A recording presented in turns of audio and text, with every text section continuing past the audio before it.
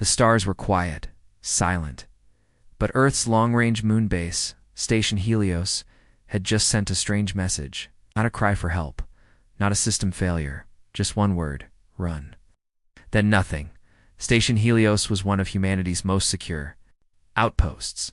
It watched deep space, tracked alien signals, and held weapons that could defend Earth from far-range threats.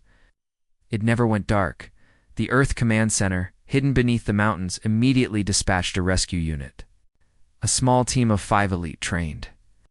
Unshaken boarded the transport ship Hawkeye and set course for the moon. No one said much during the flight. Captain Lian, a veteran with steel eyes and a voice like thunder, stared out the window, watching the pale gray surface of the moon get closer. "This isn't a malfunction," she said. "Helios doesn't make mistakes." Lieutenant Marcus, the youngest of the crew, shifted nervously in his seat. Then what is it? Lian didn't answer. Hawkeye landed smoothly outside the station. The landing bay doors opened with a hiss.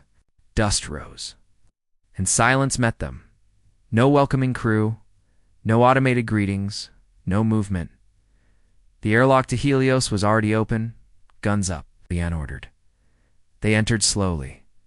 The hallway lights flickered. Long shadows danced on the walls. Metal. Cart lay tipped over.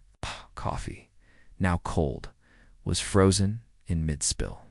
Everything was still like a photograph. They split up. Sergeant Vega and Private Cone checked the main systems. Marcus and Lian moved to the command deck. Corporal Dana stayed to scan for signs of life. There was none. Lian tapped her come. Report. Vega's voice crackled through. "Power cores intact. No sign of damage. No bodies either," Cone added. "They're just gone. Gone." Every room was the same. Beds unmade, computers on, meals half-eaten, as if the crew had vanished all at once.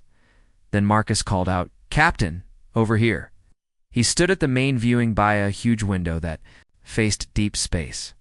But that wasn't what he was staring at. It was the wall beside it. Carved into the metal, deep and scorched, were symbols, long looping curves, sharp lines, patterns that made no sense, not written by human hands. The edges were burnt, as if whatever made them was hot plasma, maybe, or worse. Dana joined them, wide-eyed. "You seeing this?" Cone and Vega returned, both pale. "This wasn't a power failure," Vega said. Then Cone dropped something on the table. A black cube. It pulsed faintly. Found it under the captain's seat in the control room. Lian picked it up. The cube was smooth, warm, humming softly. It activated. A voice spoke not from any speaker, but directly into their minds. It was the voice of Helios Station Commander Armin Drell. "If you are hearing this," his voice said slowly, "then we are already gone." Everyone froze. The voice continued, now trembling. "We made contact, not with a signal, not with a ship. Something else. It came through the void. It didn't talk. It didn't threaten. It just showed us." "It showed you what?" Lian whispered. The message kept playing. It burned itself into our systems, into our heads. It's old. So old. Watching. Waiting. It knew us before we knew ourselves. And it didn't care. It wasn't angry. It was hungry. And silence. Just for a second. Then Drell's voice again, now frantic. "You need to run. Get off the moon. Don't bring this back to Earth. Don't." The cube went dead. 5 stared at each other. Marcus backed away. What did he mean, "don't bring this back"? That's when the lights in the station turned red. Sirens howled. Emergency power activated. Doors slammed shut. Then the temperature dropped. Fast, Lian raised her weapon. What? Everyone back to the ship. Now. They ran, boots pounding the steel floor, breath turning to fog. But the path they came from was different now. As the walls bent slightly, the air shimmered. Reality was wrong, as if something was warping the inside of the station. They reached the airlock. It wouldn't open. "Override it," Lian shouted. Dana worked fast. Her fingers flew over the panel. "It's not locked. It's just not responding." Then Cone screamed. He was staring through the glass out at the landing pad. Hawkeye was, melting not in fire. In silence, the metal rippled like water. The engines dissolved. The hull caved in as if pulled from the inside. Something unseen was pulling it apart. Cone backed away. We're trapped. Temperature fell again. Frost formed on the walls, and then they heard it. Not a roar, not a scream, just a sound. Like breathing, but enormous. Deep, all around them, the red lights dimmed. Shadows moved, even when they stood still, and from one of those shadows, a shape stepped forward. It wasn't fully visible, it was blurred, like it didn't belong to this world. It moved like it was underwater, or like time moved differently. Around it, Dana aimed her weapon. Stay back. Nothing happened. The thing kept coming. Leon looked at her team. They were panicking, not from fear, but from something else. They dropped to their knees, covering their heads, screaming silently. Marcus clutched his helmet, his eyes wide like he was seeing something no one else could. Leanne stood firm, was the only one unaffected, and that's when the creature stopped. It looked at her or into her. Then, it spoke not in words, but in a feeling. You are not ready, but you will be soon. Then it vanished, and the lights returned, the air warmed, and Hawkeye was whole again, as if it never melted. Everyone slowly stood. No one said a word. Leanne walked to the cube. Picked it up? We're going back, she said. But Earth Cone started. They need to know what's coming. As they lifted off, the Earth glowed in the distance. Safe for now, but something had changed. Something had seen them, and it would return, because now humanity had been noticed, and the clock had started ticking. The ship Hawkeye raced back to Earth, silent and heavy with fear. Captain Leon sat alone in the dark command chamber, holding the black cube tight in her hand. It didn't glow anymore, just sat there, cold, quiet, lifeless. Leanne could still feel it, like it was breathing, watching. The others barely spoke. Something had changed inside. They had seen something from the dark between stars, and none of them were the same. Back on Earth, Leanne's report was locked away. Deep in Earth's command's vault, only top brass had access. The cube was placed in a high-security lab buried below Antarctica. But something else happened. First a signal. Faint. Almost missed. It came from underneath Mars, not from the surface. From deep within the red planet, as far below where any human probe or rover had ever reached, it pulsed once. Then again, it was the same pattern found on the walls of Helios moon base, and the same energy signature found in the cube. This was no coincidence. Earth. Command scrambled. A secret mission was greenlit. Project Gorgon, a drilling ship, the Titan's Hand, was launched from the Martian orbital station to reach the source of the signal. Leanne and her team, despite what they had experienced, were ordered back into action. The brass believed the team had some strange resistance to the alien presence. Maybe even a connection, but no one truly knew. The Titan's Hand was unlike any ship before. It's built in silence, powered by deep core plasma drills, and wrapped in anti-psionic shielding pulled from recovered alien tech. It wasn't built to explore, it was built to survive. After days in orbit, the ship landed near the Valles Marineris Trench, the largest canyon on Mars. The signal was coming from underneath it. As the crew began drilling, strange things happened. Equipment. Litska, results gravity shifts. Time fluctuations. Bursts of radiation that didn't match any known source. Then they hit something. Not rock, not metal. Something else. Smooth, curved, hollow, and it was massive. Is this a ship? Marcus asked, staring at the scans. Vega shook her head. No, bigger. It's a structure. The whole complex buried under Mars. The drill stopped. Leanne made the call. We go in. A small team suited up and descended into the shaft. As they entered the chamber, their lights flickered.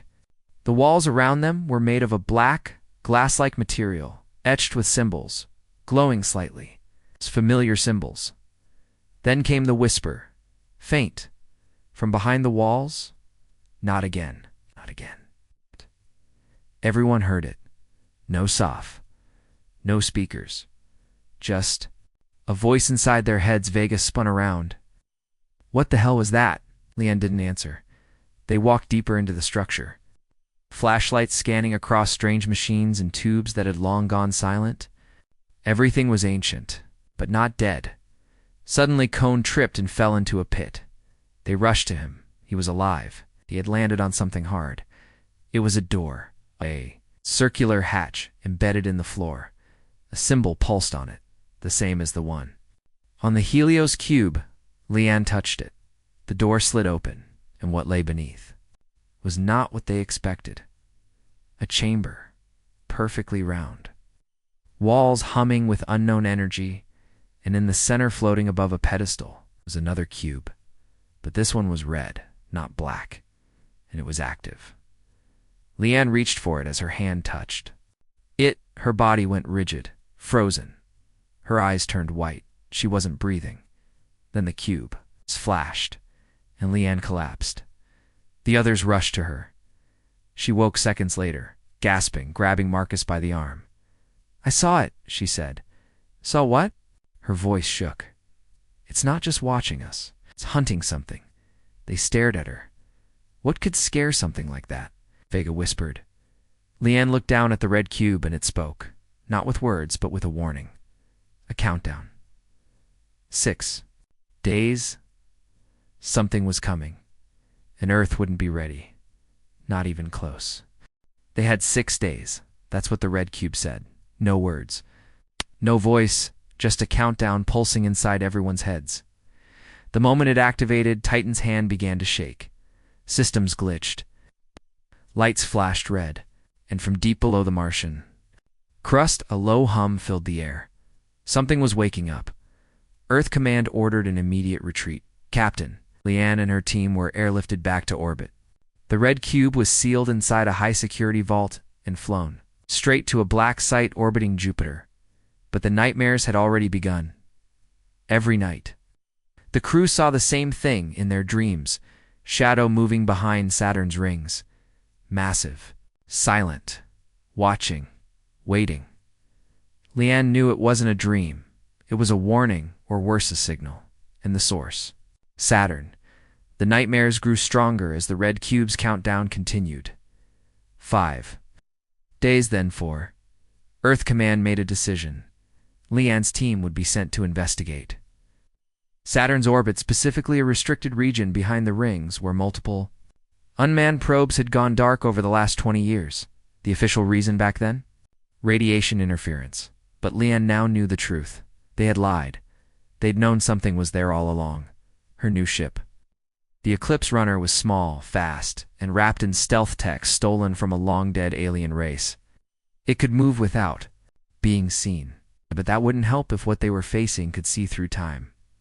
The journey to Saturn took 14 hours on warp drive. Silent tension filled the ship.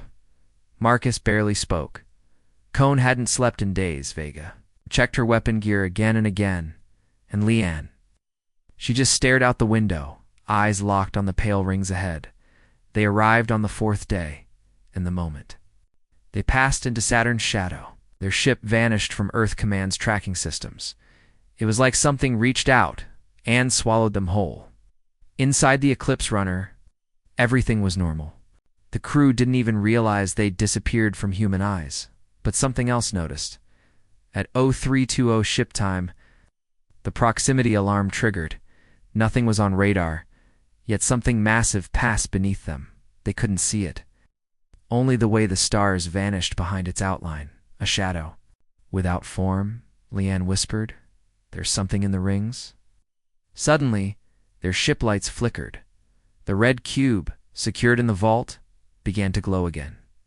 But not red this time. White, as if frayed. The countdown stopped, and a message flashed across every screen.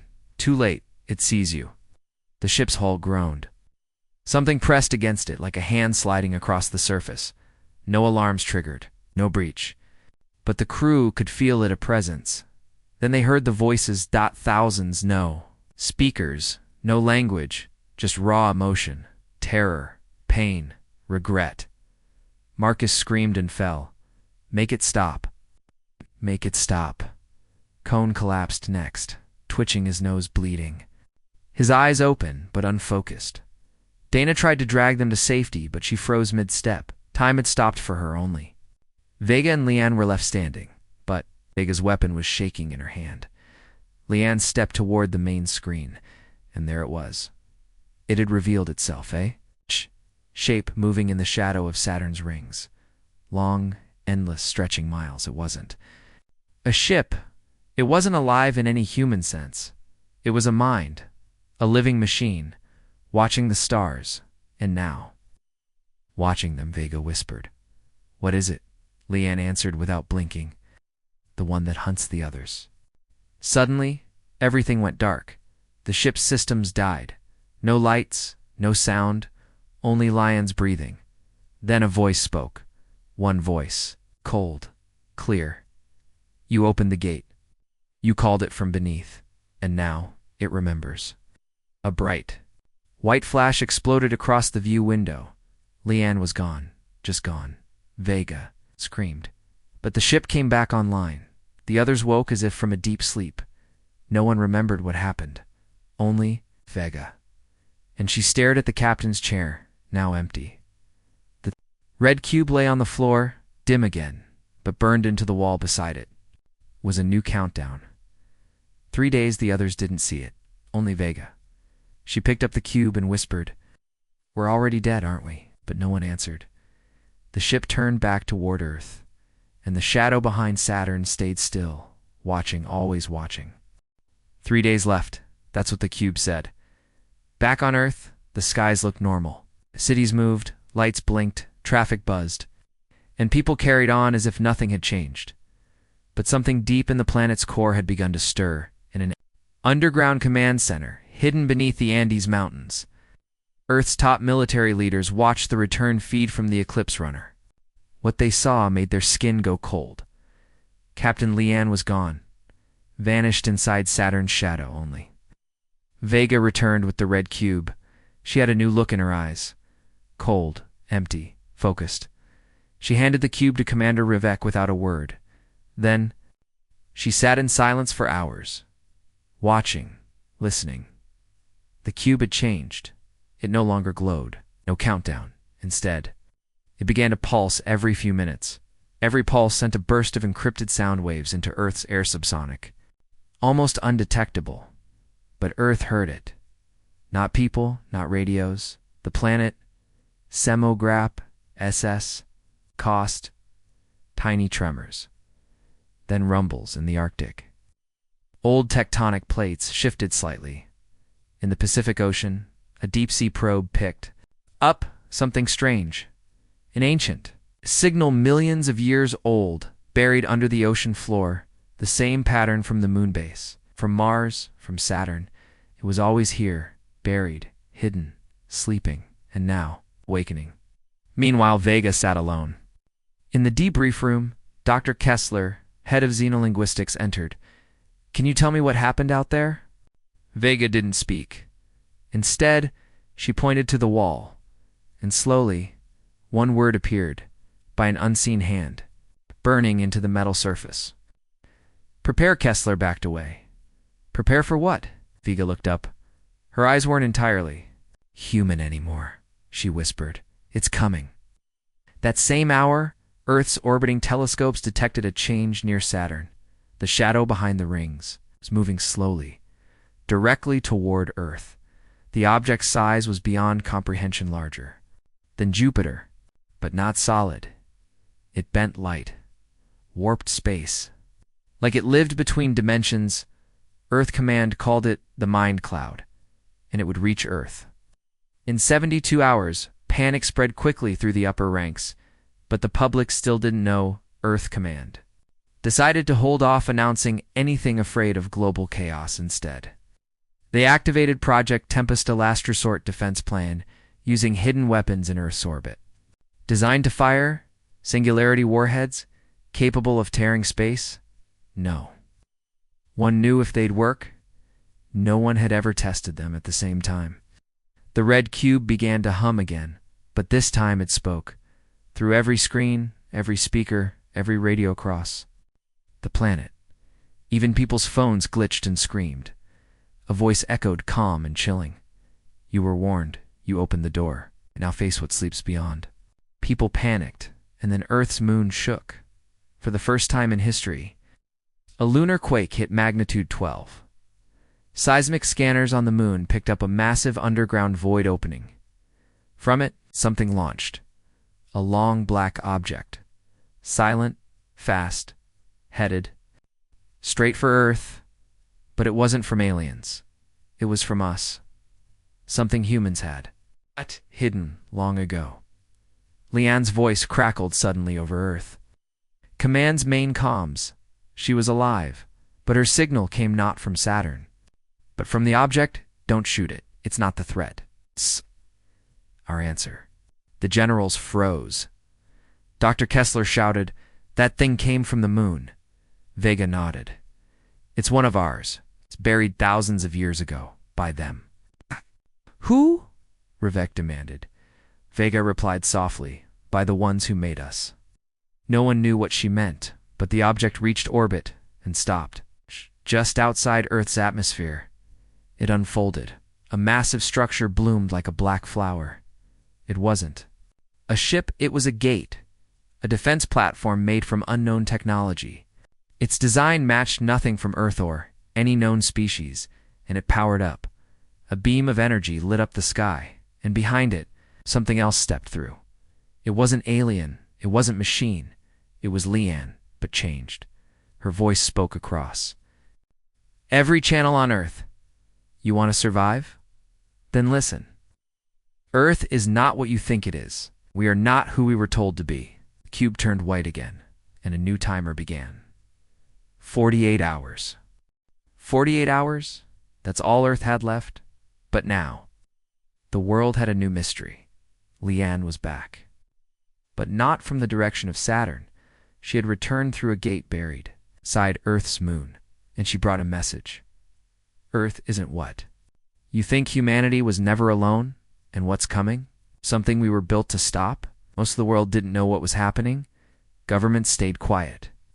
News channels showed bright skies and normal life, but deep under the Andes inside Earth Command, tension was rising fast. Leanne stood before a wall of generals and scientists.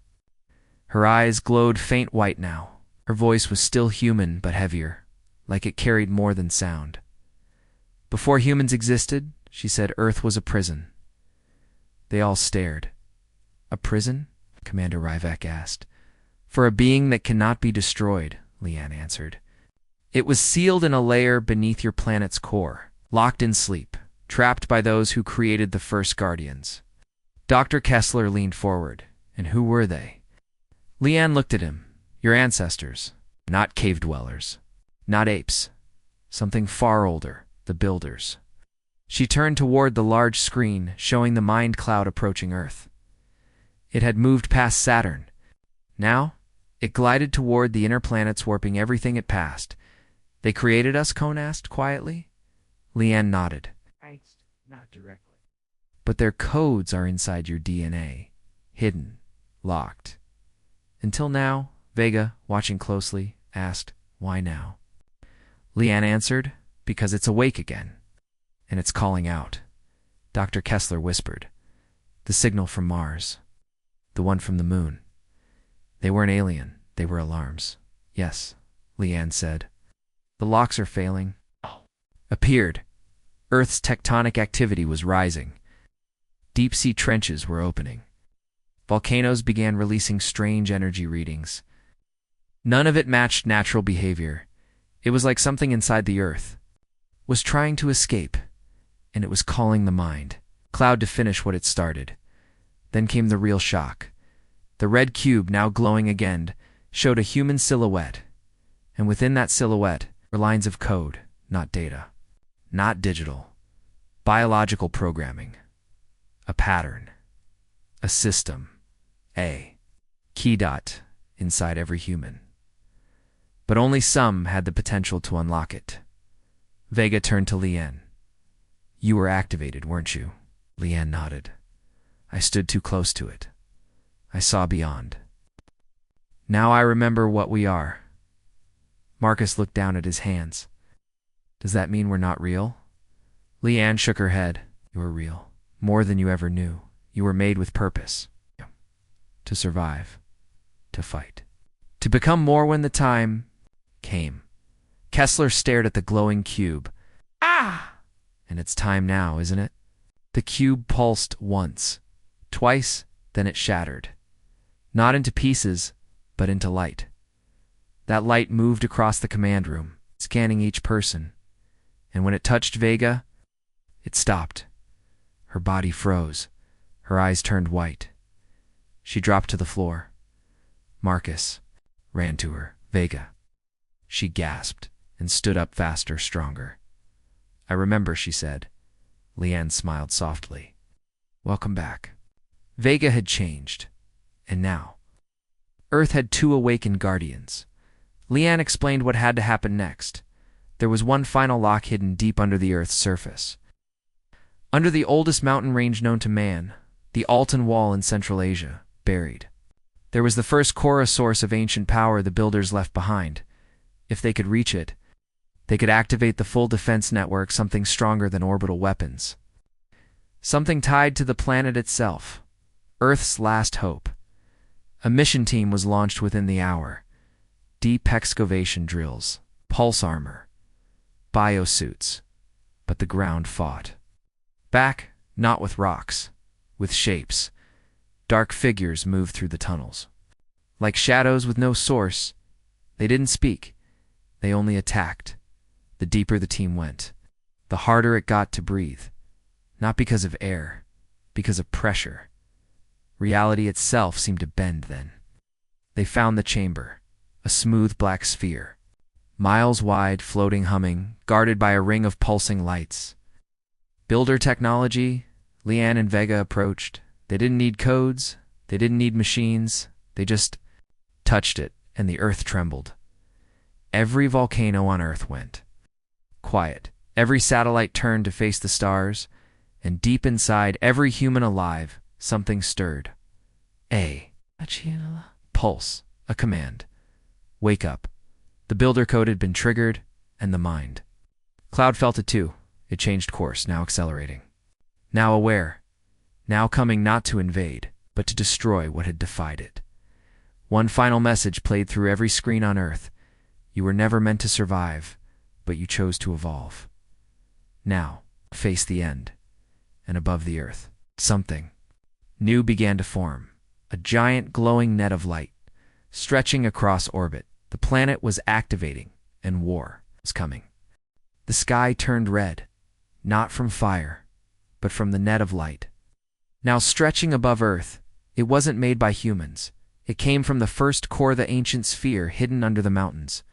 Awakened by Lian and Vega, a defense system so old, even Earth had forgotten it existed now. The mind cloud bigger than any planet. Dark as the void itself was almost here, and Earth was finally ready to fight. But this was never supposed to happen. This war was not part of the original plan.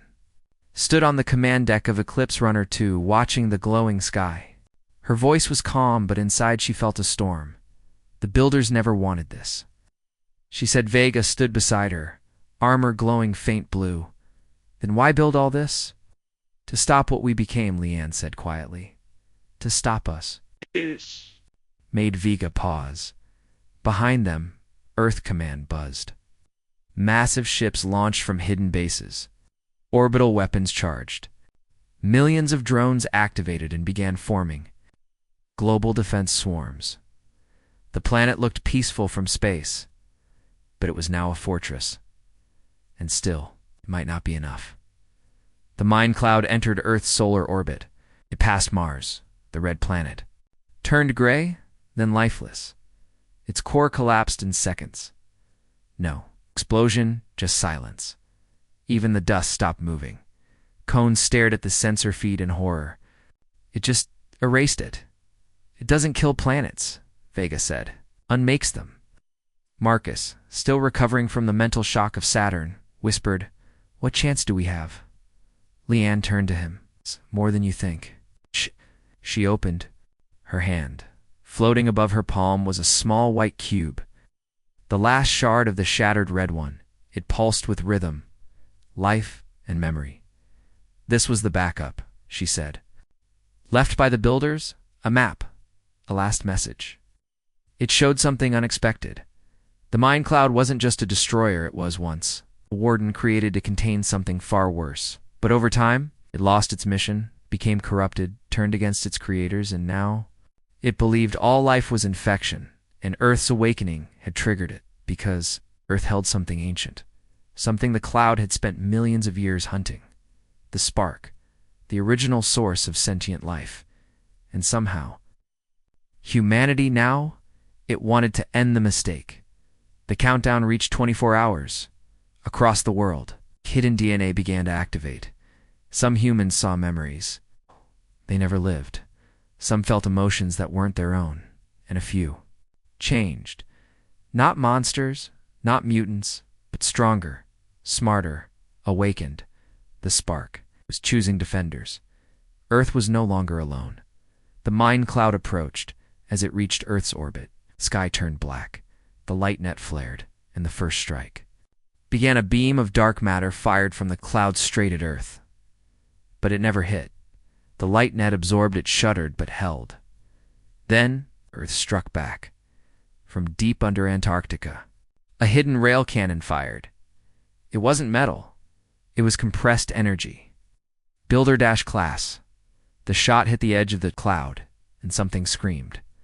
Not a sound, but a feeling that tore through space. The cloud changed shape, formed thousands of smaller fragments, siege, moving fast, each targeting a different point on the planet. Leanne shouted, "Split defense! Sector teams activate now." Orbit became a battlefield. Drones swarmed. Cannons fired. One by one, fragments were destroyed. But each one took something with it, erasing matter, corrupting data. Bending physics. Vega leaped from the ship in a drop pod headed for one of the larger fragments descending over Asia. She landed hard, cracking the Earth. The fragment twisted into a shape half machine, half shadow. It spoke in broken memory. "You were not supposed to wake." Vega answered by launching into the air, her fists glowing with builder energy. She didn't just fight. She tore the thing apart. The spark inside her had locked something ancient. And she wasn't the only one. Across the world, others awakened. 2.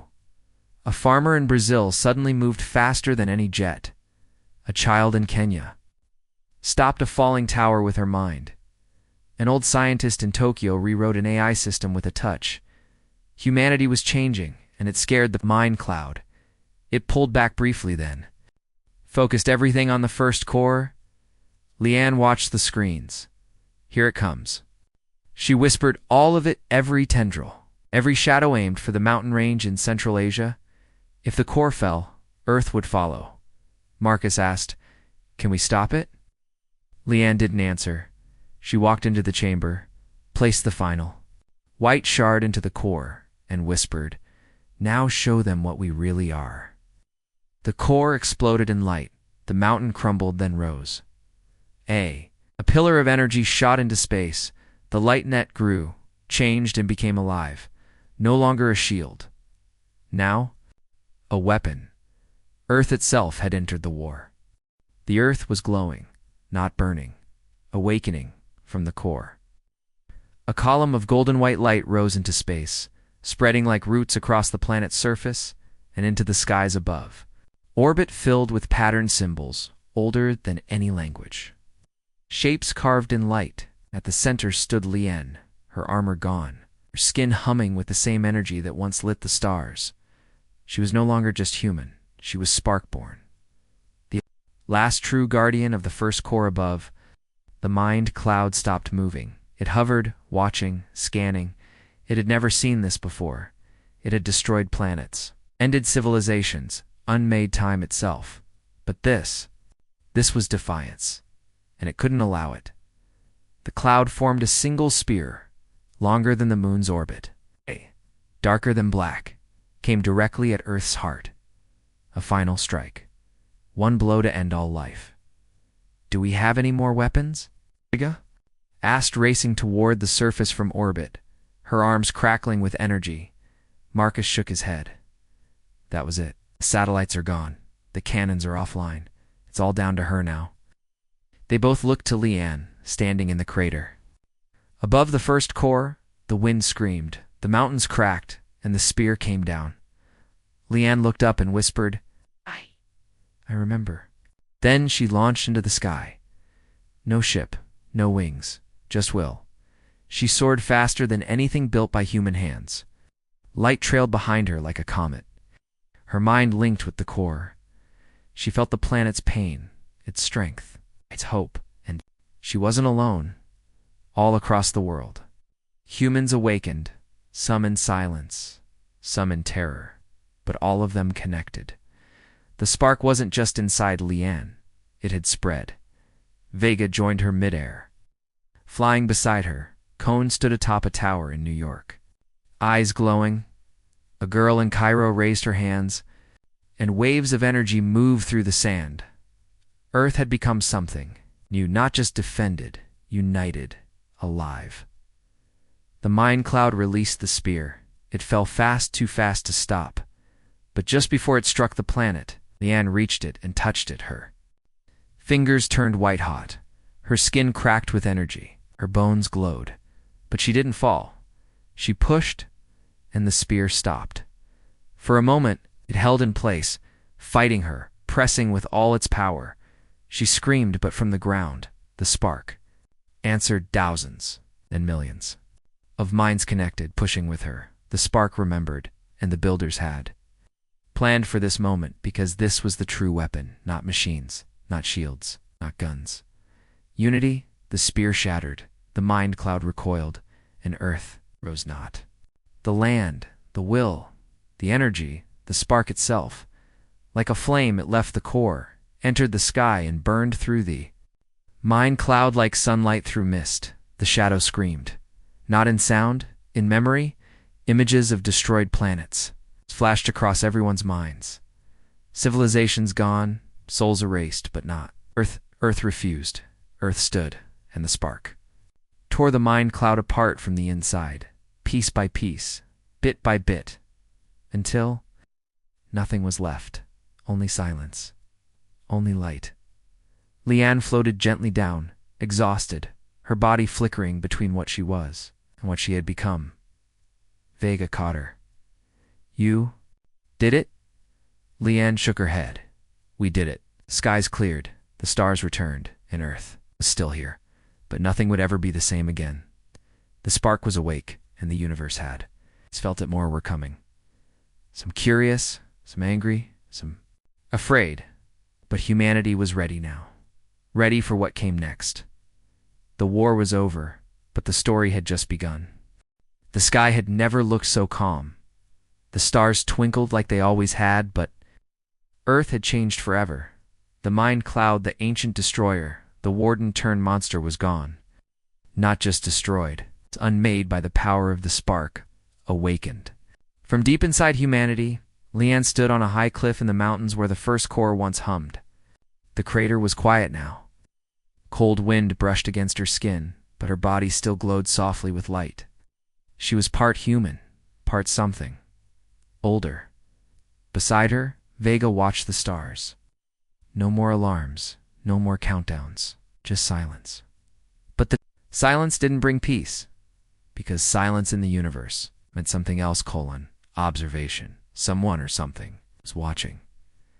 For days had passed since the final battle. Most of the world still didn't know what had happened. Earth Command kept the truth contained, afraid of panic. Only a small group knew the full story, about the mind cloud, the spark, the awakening. But they weren't alone anymore. New signals were appearing across the galaxy. Not attacks, scans, probes, messages. In strange languages, filled with urgency, caution, even feared it in deep space. Unmanned telescopes detected fleets from distant civilizations changing course. Some were retreating, some were coming closer. They had all felt it the moment the spark lit up again, and now the universe knew. Back in orbit, the rebuilt Eclipse. Runner 2 drifted silently above Earth. Marcus sat in the captain's chair, staring out at the stars. A new message blinked on his screen coordinates from deep space. It's from a sector never explored before. They weren't random, they matched the builder. Patterns from the first core cone leaned over. Another signal. Marcus nodded. This one's different. It's not a warning. Then what? A door. Leon's voice came through. Prepare the ship. We're going to where? She answered calmly. To where the builders once lived. Earth wasn't preparing for war anymore. It was preparing for first contact, not with enemies, but with equals, those who had also survived the mine cloud, those who had waited for the spark to return. Leon briefed the team in Earth commands. Main chamber. Thousands of years ago. The builders didn't just seal the core.